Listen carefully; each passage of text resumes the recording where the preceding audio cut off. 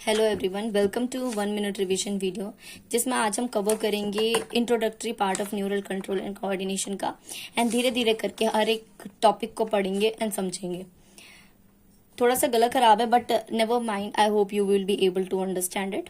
अगर बात की जाए evolution of multi cellular organism की, तो जो सबसे ज्यादा डेवलपमेंट हुआ है वो किस चीज का हुआ है? वो इन्हीं चीजों का हुआ है, कंट्रोल एंड कोऑर्डिनेशन का। अब कंट्रोल एंड कोऑर्डिनेशन क्या होती है? फॉर एग्जाम्पल, एक रिले रेस चल रही है एंड देयर आर 5 पर्सन। हमारे टीम में 5 लोग हैं एंड क्या करते हैं, हम एक स्टिक दूसरे को पास करते हैं, देन वो दूसरा भागता है, इसको पास करता है एंड पॉइंट आता है, एक ऐसा पॉइंट आता है जहां पे हम जीत सकते हैं। ठीक है, जीतते हैं। वैसे तो ये जितने भी ये हमारे टीम वर्क हो रहा है, यहाँ पे सारे के सारे जितने भी मेंबर्स थे वो आपस में मिलजुल के काम कर रहे थे। जब हम एक्सरसाइज करते हैं, जब हम रनिंग करते हैं, तो बहुत सारे सिग्निफिकेंट चेंजेस आते हैं हमारी बॉडी में। क्या क्या चेंजेस आते हैं? अब ये रिले रेस कर रहे थे तो इनकी हार्ट बीट इंक्रीज हो रखी होगी कि भाई हम जीतेंगे या नहीं जीतेंगे। हार्ट बीट इंक्रीज हो जाती है, ब्लड फ्लो इंक्रीज हो जाता है, सांसें फूलने लग जाती है, रेट ऑफ रेस्पिरेशन बढ़ जाता है, पसीने आते हैं। तो ये सारे का सारा काम जो हमारी बॉडी के अंदर हो रहा है एक ही साथ हो रहा है। तो ये सबके सब जो काम हो रहा है वो हार्मनी में काम कर रहे हैं।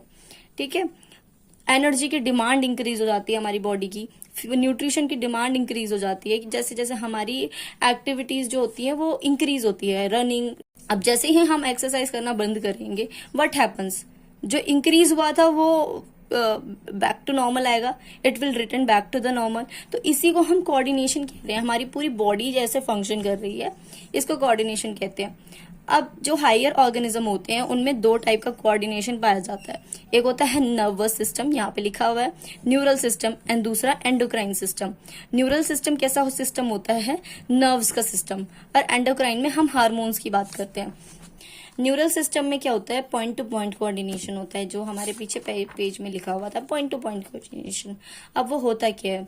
फॉर एग्जाम्पल, मैं 2 वायर ले लेती हूँ। ठीक है, उन दोनों वायर को एक इधर पे से करंट स्टार्ट करती हूँ, ठीक है, इस वायर में, एंड दूसरे वायर में कोई करंट नहीं है, एंड दोनों को आपस में थोड़ा सा दूर मिला के रखूंगी। तो यू विल सी कि इस वाली वायर में भी करंट आने लग जाएगा। अब क्या होता है कि ये इलेक्ट्रिकल इम्पल्स जो होता है वो थोड़ा सा लिमिटेड होता है, इसका रिस्पॉन्स जो होता है लिमिटेड होता है और कम पीरियड ऑफ टाइम होता है। ठीक है, वेयरएस एंडोक्राइन सिस्टम एकदम इसका अपोजिट है।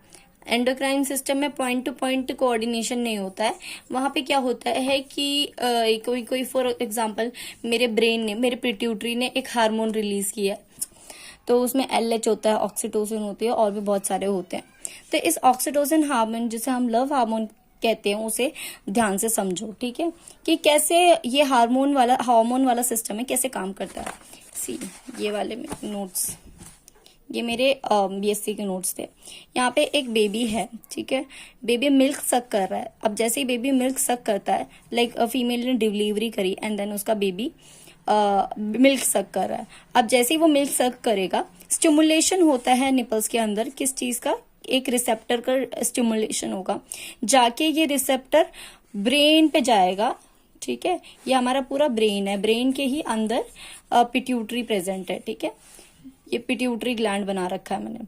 अब ब्रेन के अंदर जाएगा एंड इस नर्व में बोलेगा कि भाई कुछ सिग्नल आया है, एंड सिग्नल आने के बाद यहाँ से ऑक्सीटोसिन हार्मोन रिलीज होगा। ऑक्सीटोसिन जैसे ही रिलीज होता है बॉडी में, ऐसा नहीं होता कि ऑक्सीटोसिन कहीं पे भी जाके अफेक्ट करेगा, वो टारगेट ऑर्गन को ही अफेक्ट करता है। जैसे यहाँ पे हमारा टारगेट ऑर्गन क्या है? फीमेल की ब्रेस्ट है, तो यहाँ पे वो ऑक्सीटोसिन जाएगा एंड कॉन्ट्रैक्ट करेगा मायो एपिथेलियल सेल्स को। मायो एपिथेलियल सेल्स फीमेल ब्रेस्ट में प्रेजेंट होते हैं एंड उसे कॉन्ट्रैक्ट करता है। जैसे ही कॉन्ट्रैक्ट करेगा, मिल्क इजेक्ट आउट होगा। This is how hormones work. ठीक है, हार्मोन्स ऐसे नहीं होते कि वो ब्लड स्ट्रीम, भले वो ब्लड स्ट्रीम में रिलीज होते हैं, बट वो पूरे ऐसे नहीं होता कि वो कहीं पे भी जाके अफेक्ट करते। एक तरीके से ताला और चाबी की तरह ये फंक्शन करते हैं। ठीक है, यहाँ से क्या बोलते हैं, ब्रेन में ये जो हार्मोन निकला, ये चाबी की तरह है, और ताला वो ऑर्गन है। फिर ये चाबी ऐसा नहीं है किसी भी ऑर्गन पे लग जाएगी, उसी ऑर्गन पे लगेगी जहां पे ये फिट करेगी।